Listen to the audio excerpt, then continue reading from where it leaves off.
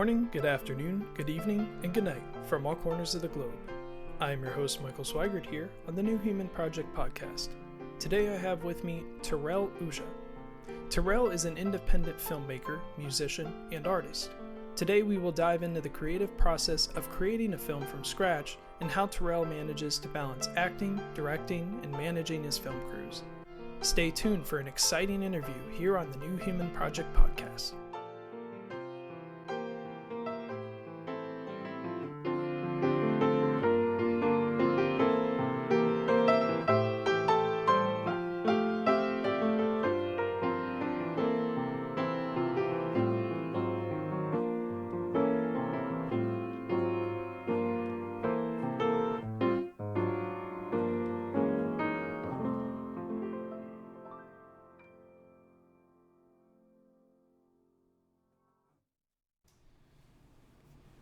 Hello and welcome to TNHP. Great to have you on. Got a little bit of a different setup here than normal. Got a camera. I just looked at it. I know in film you're not supposed to look at the camera. I learned that from you. But you are a film director and a good friend of mine as well. You direct your own films and you've acted in your own films here in Columbus. You were born and raised your whole life. Mm-hmm. So I guess I don't have to ask you where you grew up because you grew up in Columbus. But let's start by talking a little bit about the things you were into as a kid. So what kind of movies and TV shows did you like as a kid? For sure.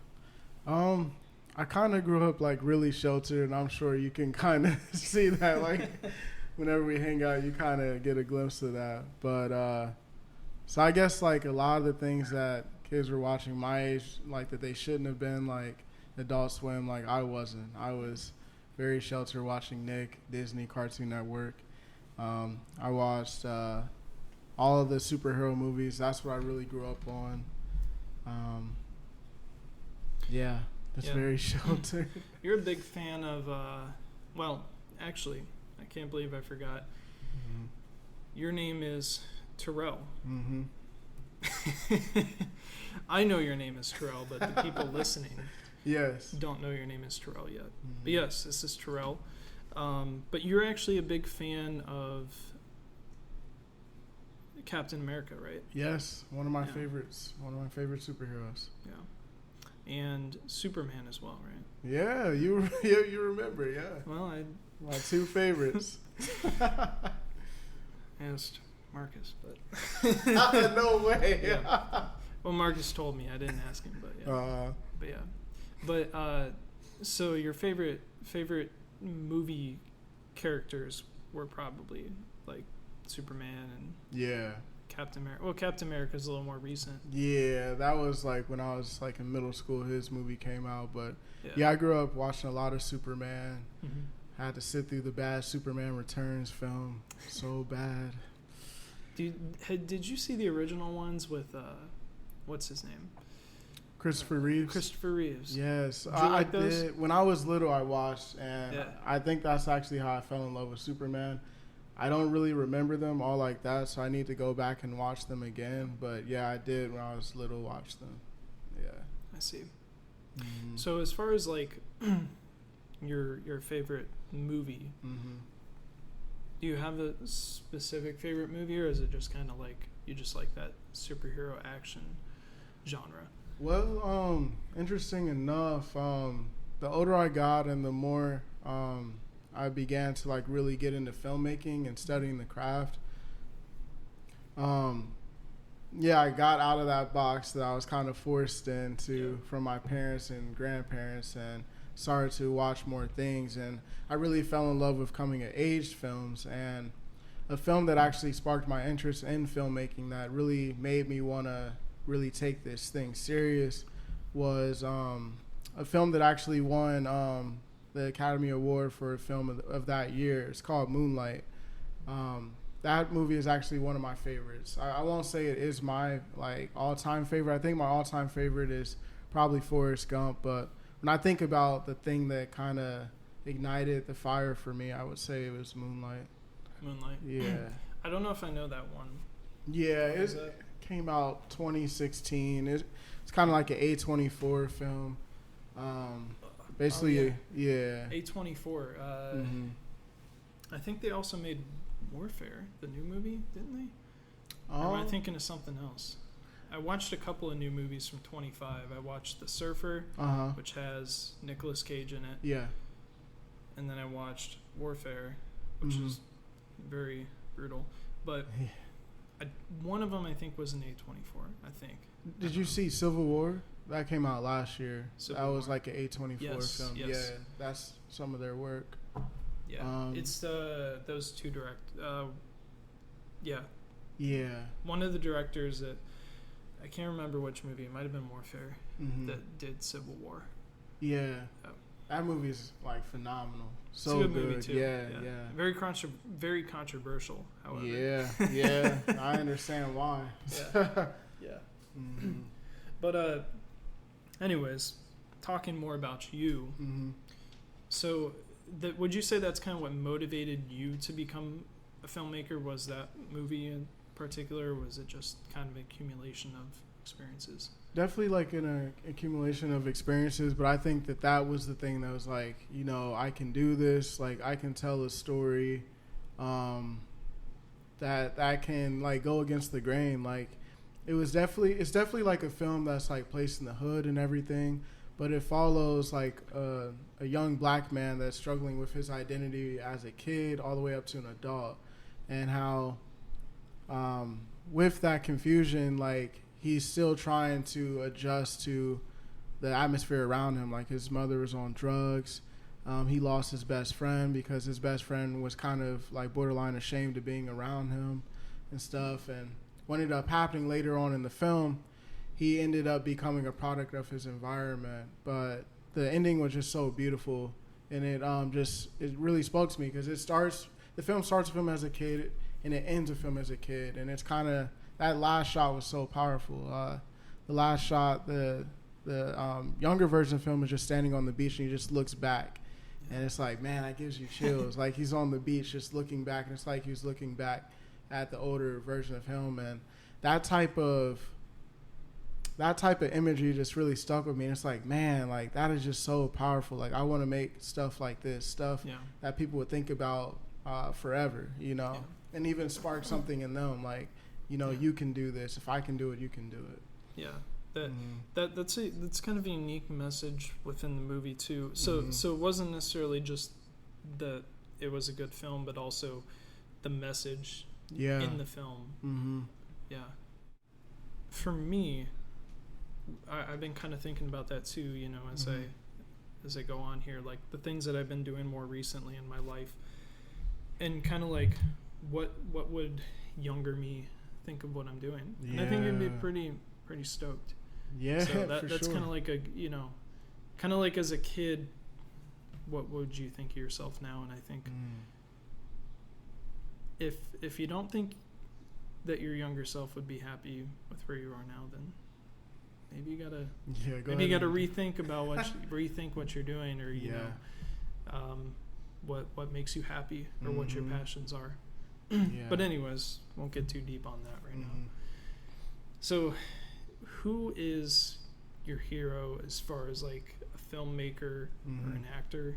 Do you have someone that you look up to, or that you're just like, I like what they do? Director wise, it's definitely hands down John Singleton. I don't know if you heard of the film Boys in the Hood. I've heard of the film. I haven't seen it though. Yeah, you would. I think you would like it. It's good. It's a really good film. Yeah, it's very good. And the reason why he's my favorite is funny, because I actually like really got into him like last year, because again, I was very sheltered growing up. Whenever I go to work and I tell my coworkers like I've never seen Boys in the Hood or all these other black cult classics, they're always like, what? Like, how are you a black man and you haven't seen these things? I'm like, because I was sheltered, that's why. But I discovered his work last year, because before I discovered him and people would ask me who my favorite director was, I would either tell them the truth and say I don't have one, because I I mean, I just watched film. I didn't really connect with people, or I would lie and tell them the generic answer, Christopher Nolan, because everyone says Christopher Nolan, or who was the other one? Quentin Tarantino.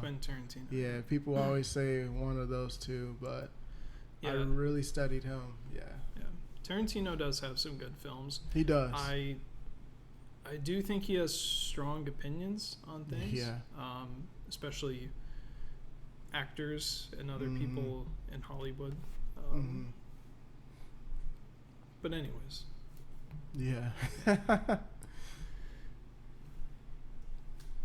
Yeah, I would say he's my favorite though, because I really like how he tells grounded stories and how not only like are his characters in his films dynamic, but the environments that they're in also are, like the cities, like the communities, the neighborhoods that the stories take place in, like live and breathe. Like it just feels like a real world. So that's kind of why I like it too. Yeah, like him as a filmmaker. Yeah.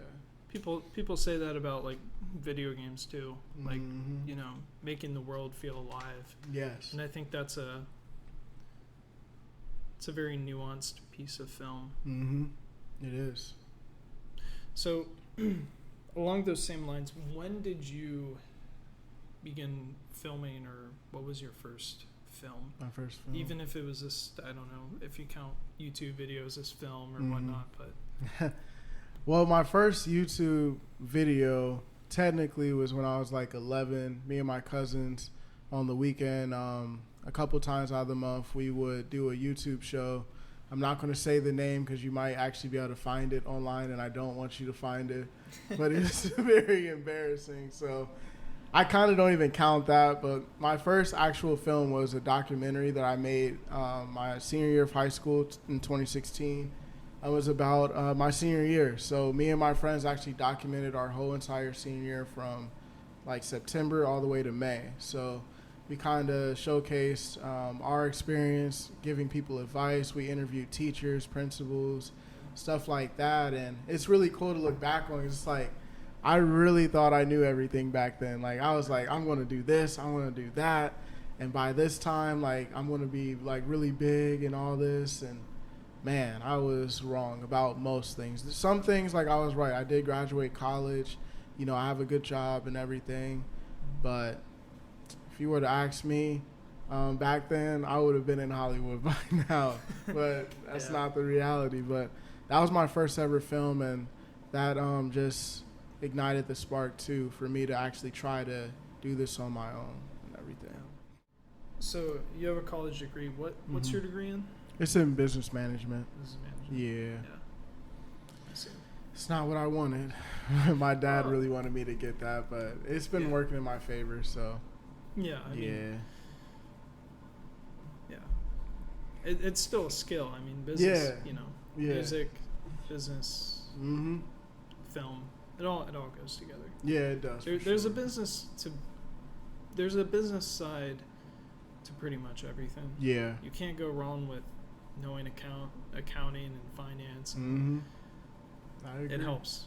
It does, yeah. It helped me, land a good job, so not complaining. Yeah, of course. So, I guess we're kind of fast forwarding a little bit. Yeah. To when you started doing like films and having productions and film crews and stuff like that. When did you start doing that kind of stuff? Like kind of like pivoting to a more professional level. Yeah. So like where you have actors and you have film crews and you have the full camera set up and you're taking multiple takes and you have a script and kind of like the stuff that we did. For sure. So kind of like, just to give a little bit more context, like the precursor to all that started like right after graduation. So I graduated from high school in 2016, and after that we already released before graduation we had already released our documentary about senior year, but going into the summer after graduation, I was trying to hurry up and do my first narrative short film, and we just kept stumbling into problem after problem. And as the summer was winding down, people were dropping out and stuff. Like, I was just asking for favors at the time. Like, I had nothing to prove to anybody. So anyone that was working with me back then was doing it from the kindness of their heart. And I wish I knew that back then, because I was pulling out my hair, frustrated, like, why are these people quitting? Why don't they believe in me? And I would just wish I can grab that version of me and smack him, like, dude, like, calm down. Like, these people are taking a chance on you because you have nothing right now. I was at ground zero. Yeah. But I was at ground zero for a couple of years, from 2016 all the way to 2018. I kept trying to pick up a camera myself. I even had a camcorder, a really bad Sony camcorder at one point. And I was just trying to make short films with just me and my best friend, Devion, at the time, for 2 years. And each time it failed. And I was ready to give up. But then 2019 came, and that's when things started to pivot to where, like, I am now. Yeah. Where I actually, took the time to write a script. Like, it went through like 10 different drafts. I took the time to actually get actors and musicians in the city, like people that are actually interested in working with me and taking a chance on me in a professional, setting. And from May to, I want to say, July of 2019, we shot my first film, Remember Me. And it's kind of poetic because that film that we made in 2019 was the same film that I tried to make in 2016 that everyone was like taking a chance on me with on like ground zero. But it was just poetic because years later I was able to like actually put out the film that I wanted. And from 2019 on, 9 films later that are out and released, I've been able to use that that same method, pulling stories from my heart, from things that I've experienced or stories I've heard from other people, turning it into a script, asking people if they want to be a part or holding auditions. And each year I've just been putting out films, and audience has been growing and growing. And that film, my film Without Love, is actually streaming right now on Tubi and Amazon Prime. So it's just crazy. Like, it's crazy what happens if you just keep going. Yeah. And Amazon Prime and Tubi. And Tubi, yes. Yeah. Mm-hmm. We'll put more information at the end too, so that way people know where to go and watch all your films and everything like that. That's a cool movie poster. Thank you. Dope. How do people know they're watching a Terrell Ujah film? That's a great question. What makes your stuff different? I never really thought about this, but the people I work with brought it to my attention. Every single film that I've made, you will find a picture in the film somewhere. And like a wall picture? Well, maybe. No, well, I guess like subconsciously, like in my stories, like I write people either having a picture or reminiscing on a memory in all of my stories. So that's kind of something that you'll find in every one of my films, is something like that, something built around a picture or a memory. Another thing is, like, I'm very big on color, and I have the greatest cinematographer in the game, Jalen Spencer. If he's listening or watching, I appreciate him so much. But when I first started working with him, I remember expressing to him the importance of color in my films. Because I'm first and foremost an artist. Like, I did painting and drawing from like the age of like 3. So like color is a very important piece of the puzzle for me with film. But you'll look at all my films, like they all have a distinct palette. Yeah. I'm very big on that. So a couple things you'll notice pictures or memories being brought up. You'll notice a very distinct color palette. And the other thing, time. Time usually plays a very big factor in my films as well. And it's interesting that those are the 3 big pillars, but then again, it's not, because like that applies to like my life. I'm very big on nostalgia, and I kind of hate it. Hate it because sometimes it can be poison, because sometimes you can. Back in my day. And my birthday, I'm basically turning 30 this weekend. I'm just playing. I got nostalgia for a life I didn't even live, man. Really? I'm like, the 90s were great, man. Yeah. 80s are awesome. Man. I didn't even live through the 60s, man. Yeah, that applies. It applies to my real life. Like, I'm very big on nostalgia, even when it hurts. Like, there's some things you have to move on from because it's funny. Like, when you just look at a picture, it's literally 9 times out of 10 is capturing the best moment. But then out of context, like, say you really were to go back into that picture and actually relive that whole day, there's probably a lot of bad stuff going on, or bad stuff in general during that season of your life. But for some reason, I'm very big on just like praising these small moments or whatever in my life. And color is definitely a big thing with me. I usually like to dress with vibrant colors. I know it looks like I'm lying because today I'm wearing all black. Me too. And, Well, it's a Tuesday, man. Yeah. It's a we Tuesday love evening. Tuesday. We love Tuesday. Yeah. And what was the other thing? Oh, time. I'm very big on time too, because I know like it is the one thing we can't get back. So, yeah, that's why those 3 things are so important to me with my storytelling and film work. Yeah. Yeah. A couple of things off that. Mm-hmm. When I see your films, I don't know if it's just because of the few shots I've seen from the other ones, or when we were filming the other one.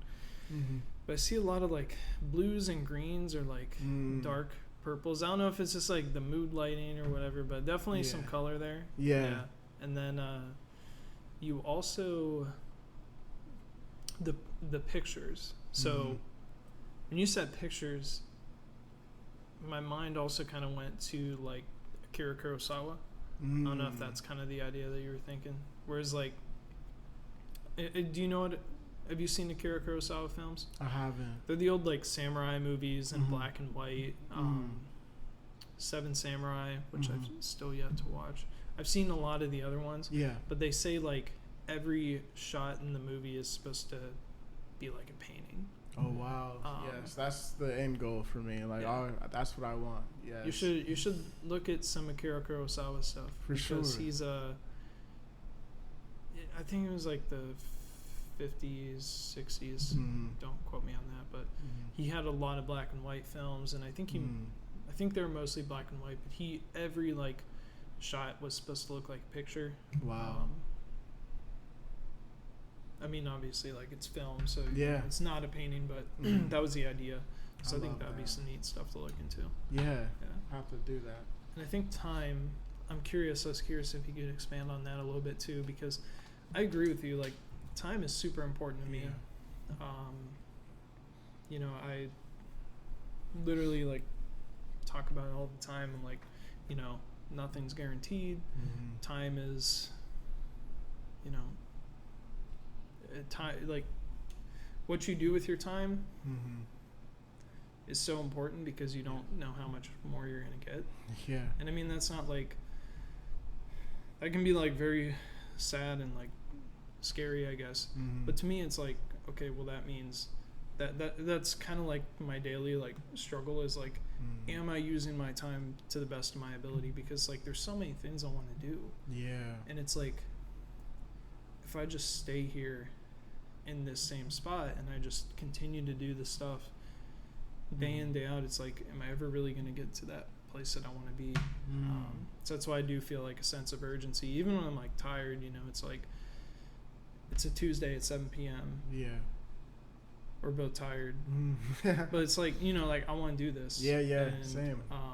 You know, I think that's like having that notion that like, okay, time is important is the reason also why I'm here, because it's like, if I push this off or if we never do it, then like I won't be able to share this with anyone. Exactly. So, yes. And then nostalgia is kind of big for me too. Yeah. That really creeps up in like music and like some of the activities I do. I guess like I have nostalgia for things I guess I've never experienced. For sure. You know, it's kind of a funny thing. But like, I mean, it is still linked to like things I've experienced. But you know, it's like I may not have lived through the 60s or the 90s, but it's like, I still like skateboarding and stuff. Yeah. I like retro pop. I like, you know, that kind of stuff. So, but yeah. But anyways, time. Yeah. So could you expand on that? Like, what do you mean by time? It's funny because, like, everything that you just said, I connected with. I say connected because when I was your age, that's exactly how I saw time. Look, I'm being unk right now. That's what y'all would call me. You'll learn one day. But and there are times I still think like that. But Yeah. I think when I turned 26, because literally the day after I turned 26, I got in a really bad car accident in San Diego. The day after, like, I was literally just closing my eyes. I was in the passenger seat. My cousin was driving me and my niece to like a county fair before we flew back to Columbus. And literally I was just about to close my eyes to take a nap. I remember I looked at the clock. We were only like 3 minutes away from the place. And I shut my eyes and then boom, like a car hits us and our car is spinning. And then we're facing head-on traffic in San Diego where cars, they don't know a speed limit. Yeah. So it was terrifying. But I mean, you know this about me. I'm very religious. Like, God protected me because, like, I didn't have a bruise, a scratch, nothing. I do have some back pain now, you know, but but the reason I bring that up is because that moment changed how I look at time. Like, I used to think like, man, we're just losing time. I have to do something. Like, I have to work on something, or the day is going to be gone. Like, I'm going to waste my time. And what I would do back then when I had that thought process, I would be hanging out with friends or I'd be hanging with my family. And I would have my laptop on my lap working on something. I would be editing something. I would be designing something. I would be writing a song. I would be writing my next script. I would always be working on something. And what I realized, I was doing this because I felt like I didn't have enough time, but what I realized was I was cheating myself out of time with people that love me, people that care about me, and people that won't always be here, you know? Yeah. So when I started to think like, man, time is really about cherishing the moments and the people that you have in your life during that season. That's when I started to look at time a little differently. And like, now I'm just like, I have as much time as the moment that I'm in. And I really try to treasure like being present. I try to put my phone up when I'm with people. I just try to keep my work at home, like with editing and stuff, and just be intentional. And I've seen my life improve kind of with that. So, yeah, I guess that's kind of like an optimistic way to look at it. Just like, yeah, we have limited time, but we have all the time in the world within the moment that we're in when you think about it. Yeah. Mm-hmm. Yeah, I kind of feel that same way too. I think with college, kind of had to relearn, you know, where I should spend my time, how much time I should spend. You know, it's like, dude, if it's like a 9 p.m. On a Wednesday, and like, I'm not, and I got work tomorrow. Like, I'm not editing my podcast. Yeah. Like, just go to bed. Like, you know, like, unless I'm like, oh man, I'm full of energy. It's like, nah, just like read a book. Watch some TV, like go to bed. Like, that's not the time to do it. And that's the same thing. I know someone like that in my life who's like that, where that'll like sit there and work on stuff when, like, you know, we're trying to hang out or something like that. He's giving daggers to somebody if you're listening. They know who they are. But like, I totally agree with that. And that's kind of where I'm at now, is like, you know, I'm not 100% good at it, but I'm still trying to find that balance of, like, you know, I need to get work done. There's things that I really need to work on, but it's like, man, if I don't spend time and hang out with friends, like, what am I doing? You know, it's like the time is important to get stuff done, but it's like you also need to spend time with like people. Yeah, you do. Like, hang out, because like, I don't know, sometimes it can get lonely. It can. Yes. When you're just like going through your day. When you're just in grind culture. When you're in this culture that they designed specifically for our generation to hurt us. Like, social media is hurting us when you really think about it, because we're not being present. Like, literally for June, I spent most of my time off of social media, and it was probably the best month that I've had in a long time. Definitely the best month of this year. You know, going back out on dates, taking a break from film and music, and just living, like being present with family and friends, not editing a thing. You know, it's beautiful, honestly. Yeah, it's a double-edged sword. That's literally what I was gonna say. I was gonna say it's a double-edged sword because it's like, you know, I want to spend time with people, but it's also like I gotta post, I gotta do stuff on social media, so that way like people can. But it's also like at least I'm not trying to put out like brain rot though. So at least sure. At least quality, I'm not like you know. Yeah. It's tough though because I mean 9 films didn't appear out of nowhere from me. I had to, you know, sacrifice some time with friends and family in order to do that. So it is a double-edged sword, but it's all about balance. Yeah. Yeah. That's balance. Yeah. We're working on that. Me too. But circling back to your film, could you? It's always difficult because I always have good conversations with people, and it's like just keeps going. For sure. But anyways, could you walk me through the process of how you make a film, starting from like I got this idea for a film, and then like we're premiering the show next week. How do you do that? It's a pretty long process for me. So first, I have to, you know, get hurt a little in my real life. I actually have to go through something for me to actually have something to say. And sometimes, like, I'm just in a realm, like a place in life where I'm good, I'm chilling. So I'm not inspired to tell a story. Like right now, it's kind of been hard for me to write a new story because like I'm in a really good place right now. You can write stories about good things. Yeah, you're right. I will never forget. We had a band practice. I think it was you that said, "Man, do you have any happy songs?" I don't know if that was me. It might have been. No, I think it was you. I don't think it was Tyler. Again. I was going through it, but Terrell and I are currently in a band together, so that's why he mentioned the songs. Yeah. He has a lot of heartbreak songs. I do, man. This is the end again. It's gonna get better though. But sometimes I'll get hurt, but I mean sometimes I do pull from like happy moments in my life. But I mean every great story has some tragedy, so yeah, I definitely lean into that. But first, I have to go through the lived experience. Then after that, I will outline my story. So, like, I like to use Dan Harmon's 8-arc story structure, 8-arc story circle. This is where, like, I map out each beat of my story. Then after I do that, I will go into my first draft. After, like, my first 2 drafts, I usually like to send it to a friend, get their opinion, see if, like, they think it makes sense or if it sucks. Now I've actually been utilizing AI. Like I'll get it, ChatGPT's feedback, and it can be like very cool too to see like what an unbiased third opinion, looks like.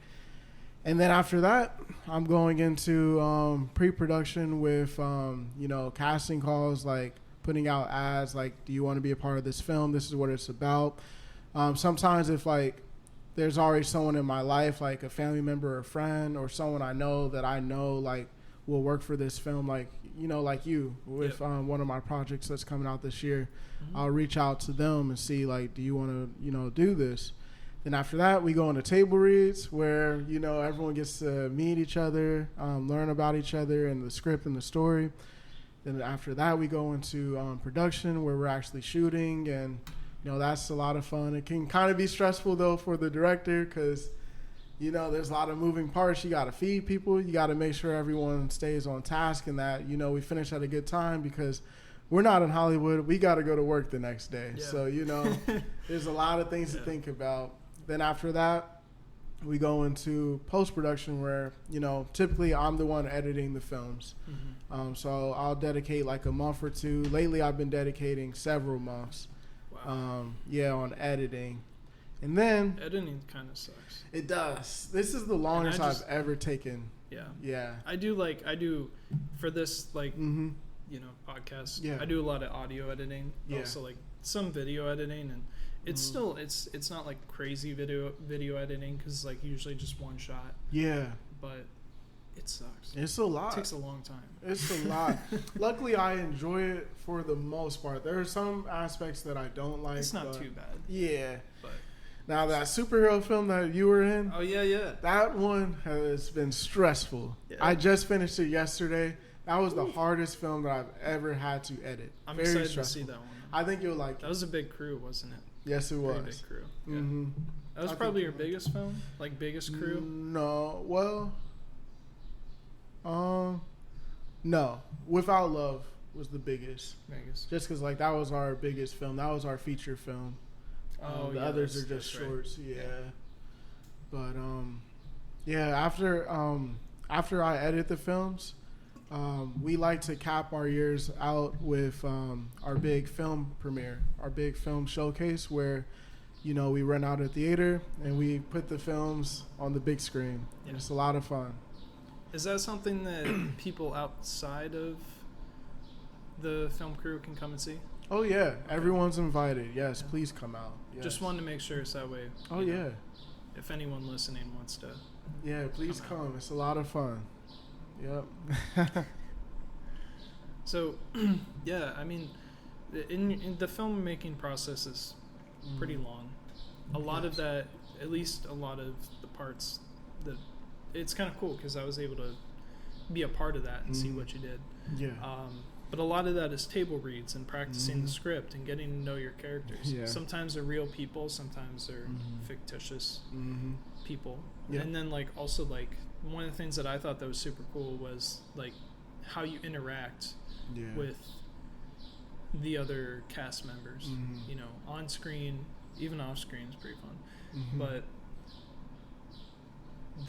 those are kind of like the upsides of filmmaking, is all those good experiences. Yes. What are some of like the challenges that you have when you're making a film? Pretty much what you just said. So just like it can be a lot of fun working with people, it could also be very challenging because you're working with people that have, different ideas, different visions, different ways of executing things, and it can be tough. And that's why, I understand why most of the well-known directors that we know are so much older, because it requires a lot of wisdom, a lot of patience, and you have to be very assertive to be a director. And I am still, trying to find those things, my first ever film, like I remember my caster, like, Terrell, what made you want to get into directing? Like, you're not assertive, like, Yeah. And I took that to heart. So every film I've been trying to get more and more, better with being assertive, like really asserting myself. And I feel like I found my way. Like, I know how to assert myself but still be respectful and, keep the atmosphere light. But that's the biggest challenge with filmmaking. And my advice for anyone that wants to get into filmmaking is, you have to be able to be good at those three things I just mentioned. Because if you're not, you're going to have a really hard time. You're working with so many different people, and it can be tough. It can be very tough. Yeah. So 3 things would be like the wisdom, being assertive. Shoot, what was the third? Communication. Communication, yes. I don't know if that's that's definitely one. Yeah. Dang, how am I blanking on the third one that I said? That's horrible. But yes, communication is important. Yeah. Yes. I think, that's a good thing. And I think the wisdom part, that's probably the hardest because that comes with time. Yes, it does. I mean, so does like communication and. That's what it was. I think it was communication. That was one of the things that But wisdom that's tough. Yes, it is. Because that's something that's acquired through experience. Exactly. So. You have to fail in order to gain wisdom. That is true. And I've failed a couple times. It's scary to fail. It is scary. But when you do, you're like, Exactly. Yeah. Once you get good at failing, you're able to be like, oh, like you just said, and, just move on. Okay, this route didn't work. Let me try something else. Yeah. So really, it's never failing. It's only failing if you don't try at all. Yeah. Mm-hmm. Yeah. I think that's like the most difficult thing is like, you know, just do it. Mm-hmm. Like if you fail, yeah, it's not a huge deal. Yeah. Biggest thing is like, my biggest fear is like not failure to me is like kind of like you said, if I'm so fearful mm-hmm. of failure, then it's like I'm never going to do something. Like my biggest fear is not doing the things that I want to do. Yes. Right? So like that's why I feel such like a huge urgency in my life mm-hmm. to go and do all the things that I want to do, to mm-hmm. move here, do this, you know, try to, you know, build up a podcast. Mm-hmm. It's also just hard to know what the right path is. I think for us guys who are in the creative industry, so to speak, it's not a very linear path. No. You know, you jump around, life happens, and then you have time to do a lot of it, and then sometimes you get really busy. You got to move out of an apartment. You got to get a new job, you know. So it's like, it's tough because, you know, the amount of time you have to do it during the week can vary. Yeah. And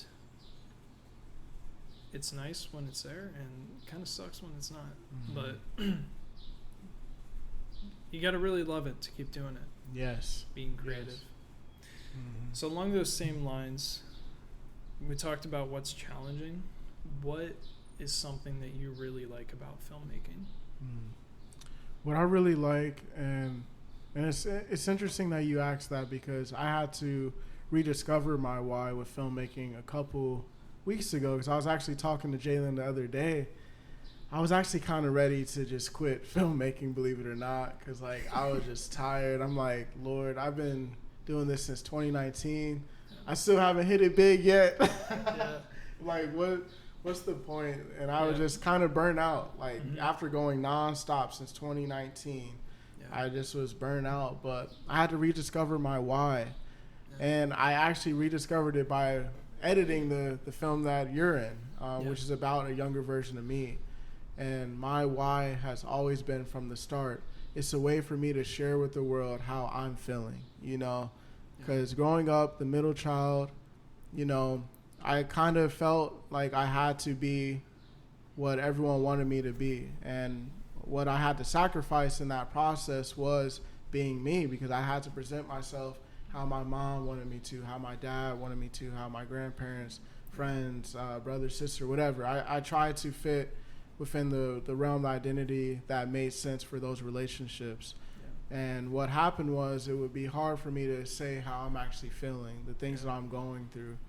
But film helped give me a voice. It helped give me therapy when I didn't have those as an option. So that's kind of my why. It helps me to be able to put my story out there and hope that, you know, the viewer is able to connect with that, you know, with some films. I mean, I just thought about some films. But some of them I would not say all that, but I'm a middle child too, so I get it. So you relate. I get it. It's just the nature of it. It is, man. It's like you're just born into it and you're like, well, I guess here we are. Yeah, exactly. Yes. But I want to also ask you this. Have you ever been misunderstood in your filmmaking? And how did you navigate that? Because I feel like, especially now with, you know, social media and everything,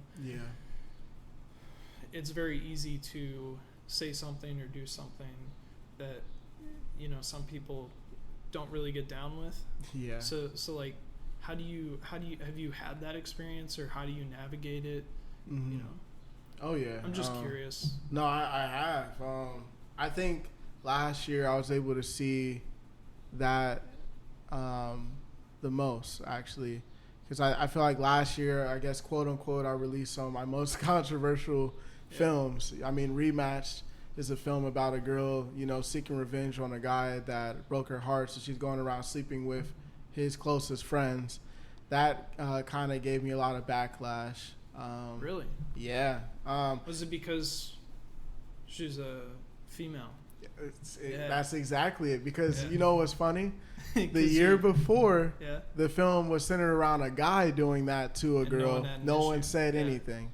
And that's actually, it was very intentional that I made those films like that and released them back to back, because I knew that I basically wanted to highlight the hypocrisy of this world, how a guy can go and do these things and it's fully funny. We think nothing of it, but when a woman goes and does it, it's the end of the world. It's horrible. Yeah. And the horrible thing is, when you watch those films, yes, it's funny. Yes, explicit things are happening. But there is a real story at the heart of it, man. It's like, what do you do when your heart is broken? I co-wrote it with my close friend, Hannah. So she was able to, like, really put her heart into that, like, to really give a woman's perspective on, the hypocrisy, how a guy can do something. And I wrote the one fully the year before, that's the guy's perspective. But I co-wrote it with her because I really wanted a woman's perspective. And I'm telling you, night and day. Yeah. And my musical film starring Blonde, that one was kind of controversial too, because it was my first ever LGBT film. And a lot of people kind of found issue with that, but the reason I tell these stories is because I feel another important piece of filmmaking is conversation, sparking conversation, getting people to look at a world that maybe they're not familiar with, a world that they don't live in. You're able to kind of see it from these characters' point of view and get some greater understanding. So that's kind of why. Yeah, I think I remember talking to you and Hannah about the I think Hannah showed me like a short clip of the film.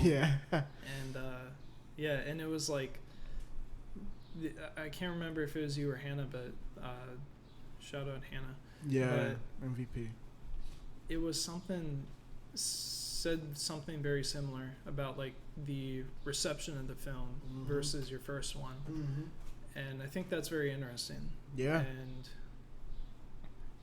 I think like it's kind of interesting how, regardless of what you put out, whether it's politically controversial or whether it's like social norms, so, like something controversial with normalcy.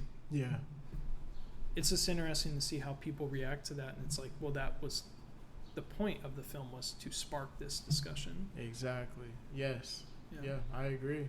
And that's one of the things that I like in film, is when it makes you think about those things. Yes. And I know that I did something right, because people still talk about those films. Even if they have bad things to say, they're still talking about it. So, that's all that matters. A conversation was started. Controversy isn't always like a bad thing. I think sometimes it's a good thing, because new things happen. Yeah. I agree with that. And I've learned that. I definitely learned that from last year, because I definitely feel, and like my grandma and dad say it too, that they're like, you're going to lose so many people if you go down this route. I'm also going to gain some people too. And we really gained a lot of people our age with our show last year. Yeah. Because I feel like last year was the first time I decided not to play it safe, because like all my other stories were, they had their moments of being kind of, daring, I guess, for lack of better wording. But yeah, my films last year, they really, did something as far as sparking conversation. And yeah, I'm grateful I did that, because that's what art's about. We will be right back. And now, a quick word for our sponsors. As a martial artist, our philosophy and way of life goes beyond the walls of where we train. As an artist of life, self-expression is the name of the game. What better way to express your style than with streetwear that tells others who's in town? Master artist and calligrapher Yasuko, owner of Dragon Ika Calligraphy Art, has everything you need. Whether it's hand-painted calligraphy shirts, custom-made Japanese calligraphy necklaces, artistic drinkware, or seasonal specials, Dragon Ika has everything you need to express your appreciation for life and art. Support your local business and check out Dragon Ika Calligraphy Art on Instagram at dragon_Ika or visit their website at www.dragonika.com. That's Ika, spelled IKKA. Use code NEWHUMAN10 to get 10% off all merchandise. Alright, listen. I'm a dude with long hair, and I can't hide my secret any longer. For years, I've struggled with finding the right products for my hair. I've always wanted a long flowing mane, but I just wanted it to look good and healthy, you know? Well, I finally found the perfect thing. I started using Viore shampoo and conditioner bars about 2 years ago, and I haven't looked back since. They have a plethora of products for different hair types, which for me may change depending on the season. Another thing I love about their products is that they use all natural ingredients, rice water being the main ingredient, and they avoid using sulfates and plastics in their products. Viore has partnered with the Red Yao tribe of the Longsheng River area in China to bring sustainable and unique products to the market. I highly recommend that you, male or female, check out their unique products and designs on their website at www.viore.com. That's Viore, spelled VIORI. Use code SWIGERTSTRONG at checkout to get 10% off your order. And now back to the show. So I want to talk a little bit about your music career. How did you balance your time between music and film? And do you prefer one of them over the other? People always ask, like, I love whenever I like have interviews, people always ask, how do I manage to like do both? And I honestly don't know how I did, but yeah, I guess like what I would do, because you know I already broke down like my process with making films. So basically, traditionally, once I'm done with like making a film, I have a lot of free time left. And I still have like a lot of creative juices flowing. I still have, you know, lived experiences that I want to get out and share with the world. So what do? I can't like make another film because like that's going to take forever. So what I do, I pick up my journal, I pick up a pen, and I start writing songs and everything. And it's been very therapeutic. So typically what I would do is like during my breaks from making film, I would be making music and everything. And that's how I recorded my debut album under Relics. It's titled Freshman Year. And that was about the past 7 years of my life from 2016 to 2023. That's what freshman year is about. And then the follow-up album, sophomore year, focused on last year, which was a very rocky year for me. So I kind of like to pull from like a very vulnerable place with my music and everything. But this year, I did things very different because, like Michael stated, me and him were in a band together called Chasing Jupiter. And this was the first year where we are in a band together. Yes, you're right. Yes. We're still together. Yes, we are still together. We're still doing the thing. But yeah. This was the first year where I broke that formula of working on music when I'm not working on film. This year I actually did both at the same time. So every Tuesday we were meeting doing band practice. Like music was at the forefront of my life for the first time because usually it's kind of in the background and film's in the front. But this year both of them were on even playing fields, and that was really interesting. I was basically working every day. On Tuesdays I was doing the band. On the weekends I was shooting movies, and then in between that still working my 9 to 5 Monday to Friday. But I'm grateful for it because the band taught me how to work with other people, how to create from the ground up, and I also was able to get out some heartbreak stuff that I had on my heart at the time.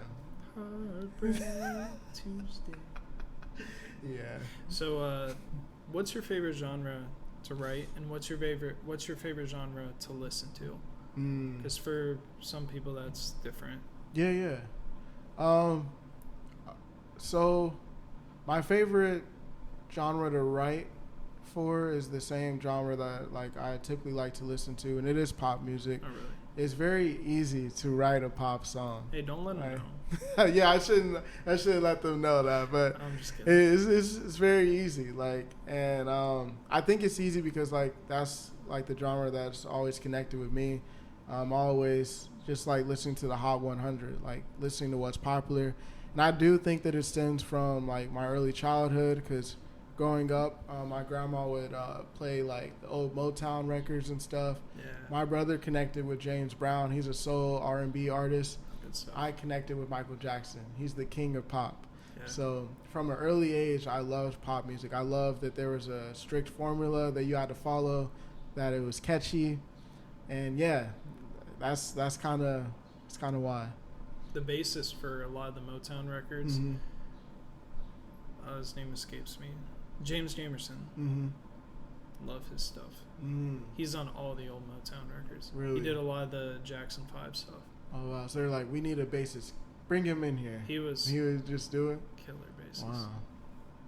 Anyways, that's off topic. But when I was in school, we learned a lot of his music. That's cool.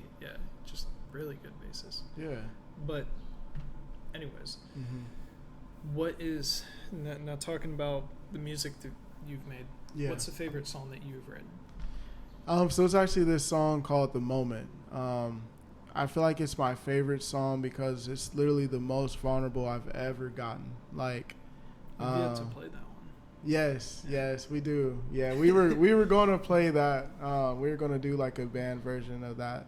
It's one of my solo tracks, but it's play it at our next show. Yeah, for sure. We got to.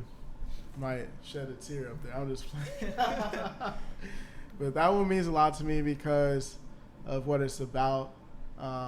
Just about my first time ever like falling in love and it not working out, but me still having good memories about that moment in time. Nostalgia. Yeah, nostalgia. Yeah, it goes back to that. So that's why that's my favorite track ever. Yeah. That's cool. Thank you. The inevitable question that I know you're going to hate, because I think you told me not to ask it. Who's your favorite artist? It changes. This is why I didn't want him to ask this. Is it Marcus Saint? Yes, it is. Yeah, I didn't want to admit it, but he is. Man. He actually is. He's one of my favorites. He's a talented writer, and he's our keyboardist in Chasing Jupiter. It really does change. Like, there's times when, like, I'm heavy into rock, and, like Paramore, really like them. I knew you liked Paramore. Yeah, I love Paramore. Yeah. There's times when I'm really into R&B, so it would be Chris Brown or Bruno Mars. It used to be The Weeknd, but I don't mess with him no more. I probably shouldn't say that on camera or in this. What happened there? I'm going to be honest. I haven't liked his latest drops, honestly. Like, he used to be the only artist I would listen to. Yeah. But now it's like, I can't connect with him, honestly. I really like Lord. We know that. Yeah, Michael. I don't make fun of you. Well, you don't make fun of me, but you're like the teen angsties. Oh, yeah, because I was like, do you want to cover a Lord song? Yeah. And then I was like, you really got to bring out, like, the angsty teen. I love... Lord got me through, like, the pure heroin days. That was a really kind of dark time in my life, and I really connected with her. And, I still like her. Another good artist is Destin Conrad. He's an R&B artist that I really like right now. So that's why I don't really have one favorite. It's just a lot of different music and artists I like right now. Yeah, it changes for me depending on the season, I guess. But yeah, I usually do always like circle back around and stuff. That's the cool thing is that there's so many artists nowadays, and like with the internet and everything, like I can find a garage band from Minnesota and I'm like, oh, I really like one of their songs. I love and that. then I find out they're touring and it's like, oh, they have like $20. Just drive like to Cincinnati and go see them. That's dope, man. Yeah. That's the nice thing about the internet is like you can really see you can see, you can figure out or find out a lot more about like bands and new artists and stuff. And I feel like it's the coolest thing is like you just hear one song and you're like, man, I really like that band. And you're like, man, I really like this album. And they're like, all right, I'm going to their show next week. Yeah. So that's how it is with me and Sunroom. I've been listening to them a lot. I heard Sol Del Sur. That was their like big hit song. And I listened to it a few times and like, that's pretty good.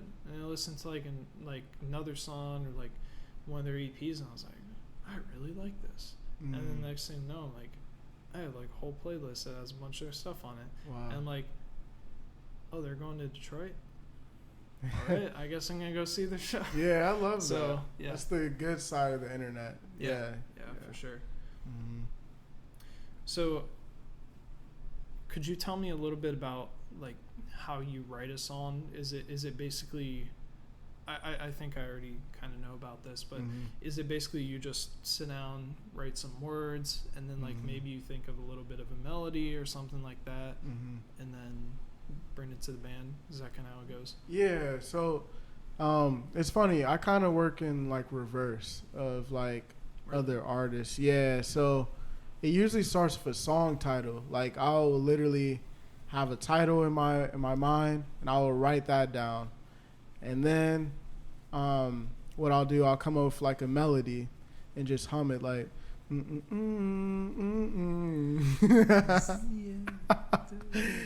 then I'll start looking over my life. I do journal because I'm really big into like self-awareness and bettering myself. So what I'll sometimes do, it's really healthy. What I'll do sometimes is go back over like my last couple like journal entries and like really meditate on what I've been going through, and then just turn it into a song like Heartbreak Tuesday. We're gonna release the music. It's coming. It's coming, yeah. But that's kind of my process. And then like once I got my thing going, I'll present it to the band. I remember when I presented Heartbreak Tuesday to you guys, and we came up with something within that day, right? I think that was the fastest we came up with something. So that was pretty cool to, come together on that.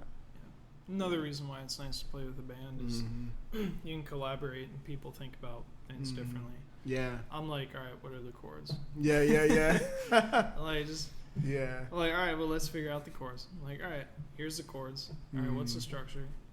It's a little bit different. It's the less, when people talk about like songwriting, they're like, oh, I wrote this song when I was doing this and that. And I'm like, that's like the less glamorous side of songwriting that like is usually where my focus is like a bassist is like, all right, what are the chords? What's the structure? Yeah. You need to get down to it's like a little, it's not as like, romanticized, but but that's a fun part of being in a band. So I just have a couple more questions for you. I want to talk a little bit about the future. Do you see yourself staying in Columbus or possibly moving out? I definitely feel like if I had to tell you today, I'm trying not to live in like the I don't know or like, maybe like the in between. Yeah. But I really feel like I'm kind of in an in between right now. Like, I feel like, I know that if I stay here, then I can't expect anything different. I really believe in change. I'm a firm believer in change. Yeah. So what I do want to say, I do believe that I'm not going to live in Columbus forever. I do believe that somehow, some way, like I'm going to move, I'm going to meet new people, have new experiences. And I do believe like me reaching like my dreams, like what I envision in my head as success, I do believe it's going to cost me breaking out of comfortability. And my biggest comfort zone is Columbus, Ohio. It's nice. It's nice. It's a decent city. But it's also like, it's a decent city. You get enough. You get like the city life enough. But it's also like, you're also in Ohio, so like it's cost of living's not too bad. It's nice. Yeah. It is nice. Yeah. But like you said, breaking out of that comfort zone. That's kind of where I'm at too. Yeah. Yeah, I feel that because it's like, man, I can't stay in Ohio forever. Like, I got to go do something. Yeah. Not saying that, if you stay, it's a bad thing, but like, for, the purposes of what we want to do, I guess. Yeah, and I feel like you kind of have to really think about, like, who's actually made it that, decided to stay here. When you think about it, like, look at John Legend. He was from Cincinnati, I believe. He had to leave Cincinnati to make it. Alicia Keys, I think it's Alicia Keys. Now, I know Halle Berry's from here, but she didn't stay here. Like, anyone that got big had to leave here. Bow Wow's from Columbus, actually. Mm-hmm. He left here. So I know that I'm going to have to leave if I stay down this path. Now, say I don't stay on in this path and, like, I get married and I just want to climb the corporate ladder, then yes, I will stay here because it's safe. I know what neighborhoods to. You don't want to do that. No, I don't want to do that. I've had dreams, man, and it was a nightmare. I still remember it vividly. Like, I was walking into my apartment. It was gloomy, and I was just, like, crazy sad and depressed because it was a reality where I gave up on all of this, and I decided I'm just going to just have a normal life. And I was making good money. I had peace in my life, but I was depressed. This was a dream? This was a dream, nightmare, pretty much. And this happened like last year. Yeah. So now that I've talked through this, no, I don't want to stay here forever. I guess some people's dreams are other people's nightmares. Yeah, there's that's nothing scary. wrong with that, but yeah, part of finding your purpose. I think that's something that's been hard for me. Yeah, because I have a lot of interests. It's hard to find, like, narrow that stuff down. Because I was just about to ask, like, what's making it challenging for you? That, pretty much. I feel like, not always feeling like I'm on a clear path. Like, what's the next step? And I do so much. Yeah, and I do know what the next step is. Typically, it's like, okay, well, do this. But it's like, it's hard, man, when you're working a job and you're trying to do all this other stuff. But, you just got to keep pushing forward. And I think, like, that's the biggest thing for me is, like, it'll come. Mm-hmm. I do feel like I have stuff narrowed down, though. Mm-hmm. Like, I feel like I have a very good sense of who I am, in tune with my emotions and everything. Mm-hmm. So at least I have that. Yeah, yeah. I may not know where I'm going to be in, like, 2 years, but at least I got, like, that. And I'm still, discovering myself, rediscovering myself, I guess. Yeah. But at least I have that, and I feel like that's, like, it's a lot. That's a good thing. Yeah. At least I have good friends. I have, decent, like, way of living, lifestyle, and things. Yeah. And it's hard to see sometimes too what I do and don't have, or all the things that I do have. It's like day to day, I'm fine. But, like, when I'm, like, sitting there, like, staring out the window, it's like, it's like, you just get that feeling where you're like, I want to do something, but I don't know what to do. And that's kind of where I'm at, is like, I got to figure that out. Yeah. And it can be tough, but. Yeah. So not necessarily, I guess, like, for me, it's like I don't know what the exact path is or where I should go, what I should do next. Yeah. Kind of the big picture. But I have ideas. I've always got ideas. Maybe it is thinking about that one thing, like, where there's, like, no doubt, like, this is what I'm supposed to do. I feel like that's me with film. Like, I know film, without a doubt, is what I love to do. Yeah. And even when I want to quit, it pulls me right back every single time. Music even does too, weirdly enough. So, like, I feel like music might have a place too in my life. Yeah. But film, like, without a doubt, is, like, my North Star. I think you can definitely do both as well. I mean, they go hand in hand. Yeah. If not, at least do one on the side. Yeah, for sure. I'm not quitting the band. But no, I think that's a good point. Yeah. But we can save all that for another episode. Yeah, for sure. So, where where do you want to go next with film or music, and why? With film, I really want to start, making industry moves. So when I say that, I mean like I want to, whatever film I make next, I kind of want to break the formula that I've been working under, where I'm just kind of requesting favors and working with just local talent. I actually want to seek professionals in the craft, like, try to get, I'm not going to say A or B list actors. I'm saying like C, D list actors in Hollywood to be in my next project.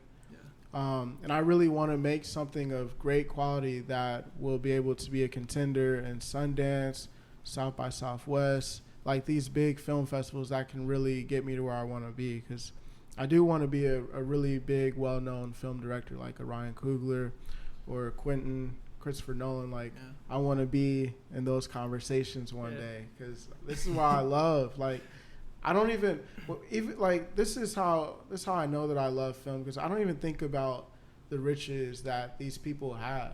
All I think about is they're able to tell the stories that they love and that they want to tell.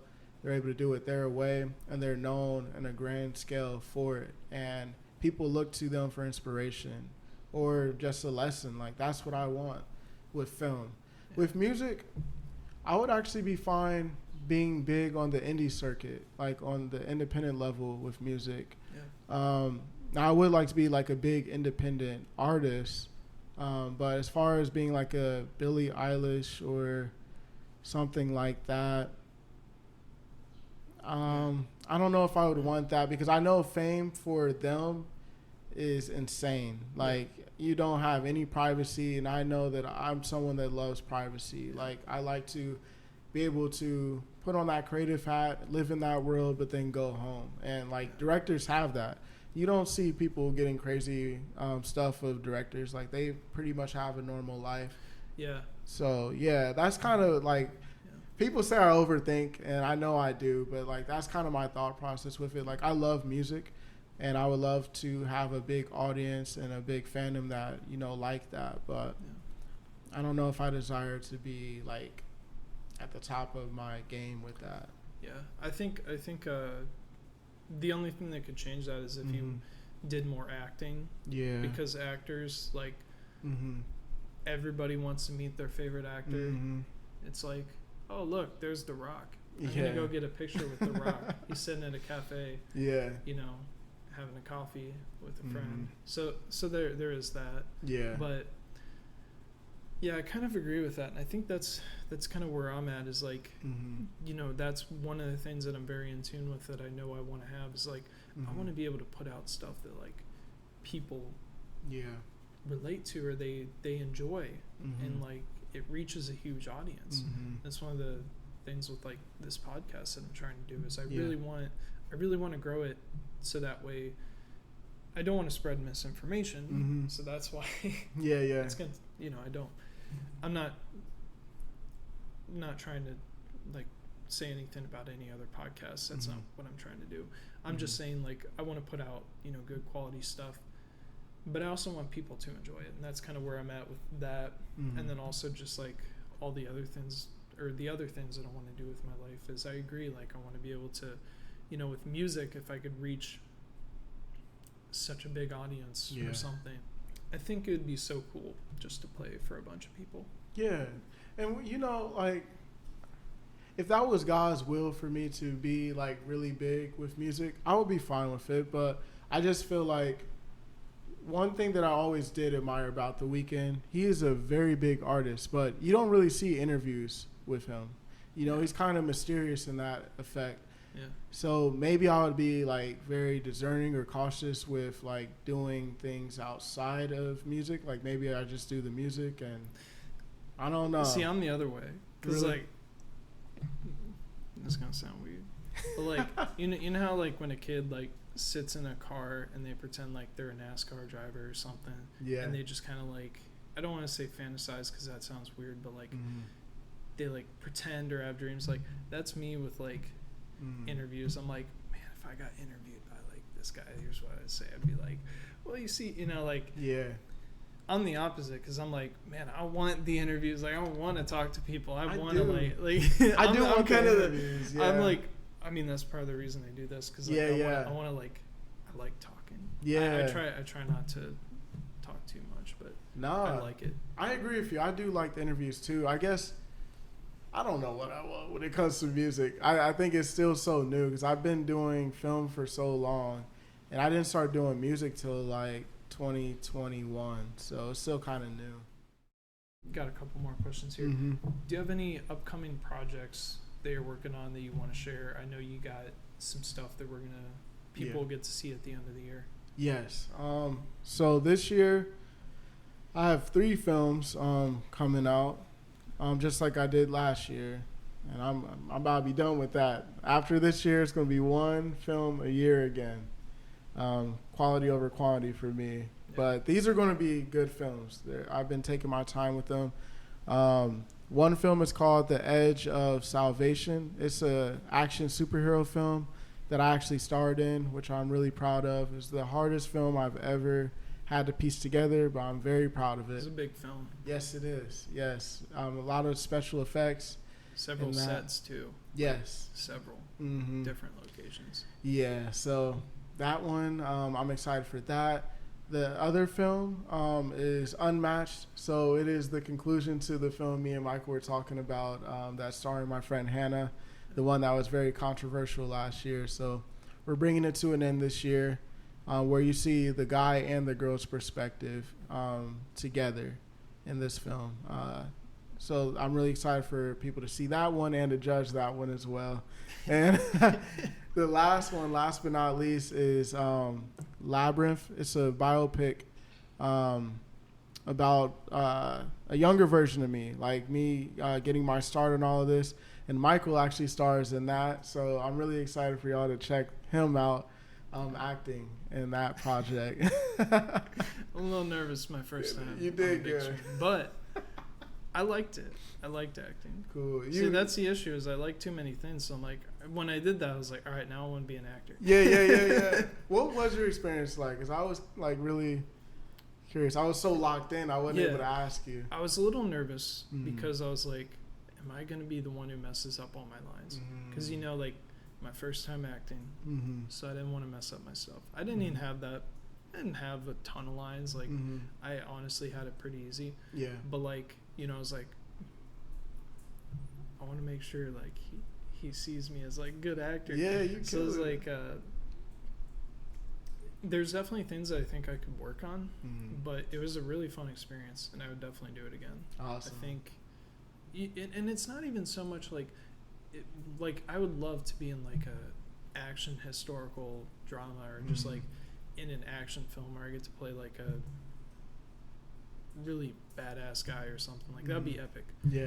But like even just playing like kind of a carefree, just like laid back kind of background, not background character, but like a less major character in the film was still fun. Yeah. Because like you get to like, I don't know, you get to explore with like, it's kind of like when you're a kid and you play pretend or like, like I remember playing with my brothers and stuff growing up, and it's kind of like,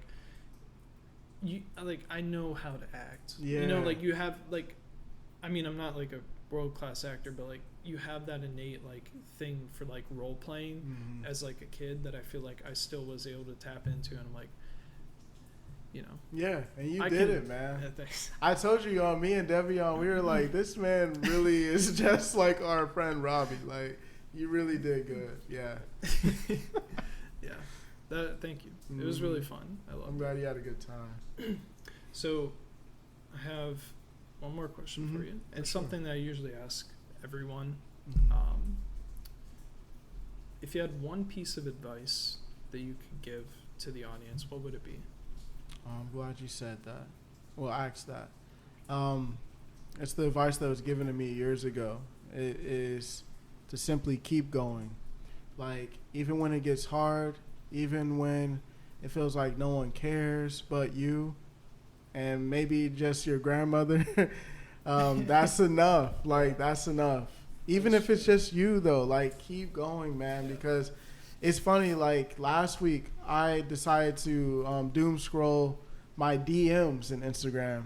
And I went back to like 2016 when I first started in film, and I kind of was like tearing up. I'm like, dang, all the people that didn't believe in me. Like, I looked at so many messages where I was just texting random people like, hey, like, you're a creative in the city. Like, would you be down to work with me and stuff? So many people left me on red. Yeah. So many people said yes and didn't follow through. I didn't realize how discouraged I was back then. Yeah. But I kept going. Something in me told me to keep going. And that was back in 2016. It's now 2025. No, I'm not in Hollywood, but I won a film festival. I have a film with over 100,000 views. I'm streaming on Tubi and Amazon. I've worked with so many people. I've even worked with someone on my first film that's actually working in Hollywood, which is really cool. So that's cool. If you just keep going, you just never know like how far you'll go, and most importantly, the people that you'll impact for the better. Yeah. So just keep going. I feel like just being able to reach out to people sometimes is like all you need to do. Yeah. And then it will go from there. Like, be okay with a no. Be okay. Yeah. I always tell my friends, the worst thing someone can do to you is nothing. That's the worst thing. A no brings you so much clarity, because if that person tells you no, then you can move on to someone else. Yeah. And I even apply that to dating. If a girl rejects me, move on to someone else. Take a no. Yeah. Yeah.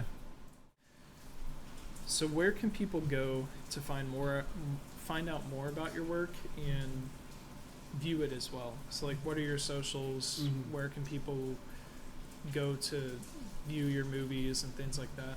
For sure. So you can find me on Instagram at Terrell Ujah, TerrellUjah. I'm predominantly on there. I just got on the TikTok. It's _ Terrell Ujah. I don't know how long that's going to last. I really don't like TikTok. But as far as watching my films, you could find me on YouTube under Terrell Ujah as well. You could also find me on Amazon Prime and Tubi for my film Without Love. So that's the only film streaming right now on those platforms. All my other films are on YouTube for the time being, but I'm hoping that will change this year.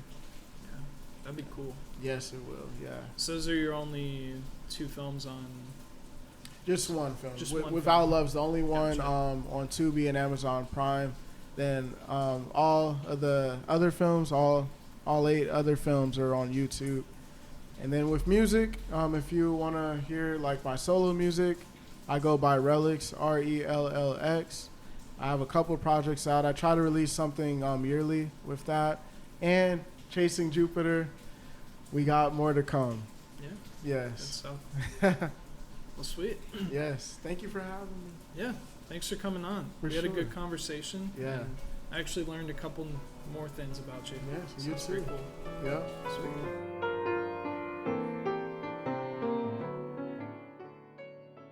My guest today was Terrell Ujah. If you would like to watch Terrell's latest film, check out Tubi or Amazon Prime. For more exciting interviews with people from all over the globe, tune in once a month to Spotify, YouTube, Apple Music, or wherever you get your podcasts, and look up the New Human Project podcast. Follow us here and on Instagram at TNHP_podcast. For updates, content releases, free resources, or everything TNHP, subscribe to the TNHP Updates mailing list. Details for subscription available on Instagram. I am your host, Michael Swigert, and I thank you for joining me today on the New Human Project podcast.